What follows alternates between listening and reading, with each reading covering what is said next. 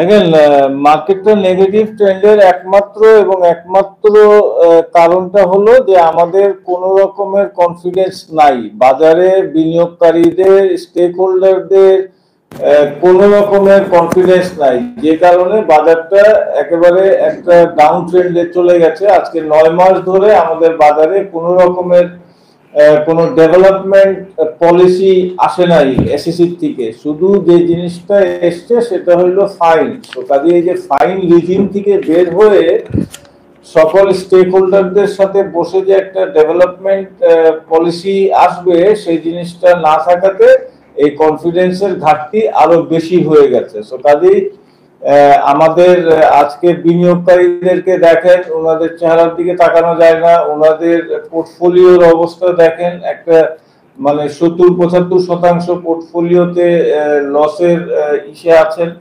So ওদিক দিয়ে আবার মার্জিন লোনের বিষয় যেটা আছে, সেখানে একটা চাপ আছে ওনাদের। সো কাজেই ওনারা খুব একটা বিপদের মধ্যে আছেন। এর মধ্যে ব্রোকাররাও বিপদে আছেন, ব্রোকাররাও বোনাস স্যালারি ঠিক মতো দিতে পারছেন না। ডিএসসিরও যে ইনকাম সেটাও কমে গেছে। সো অল ইন অল আমি বলবো বাজারে কোন রকমের কোনো ডেভেলপমেন্ট পলিসি না থাকার কারণে এই পর্যায়ে চলে গেছে বাজার।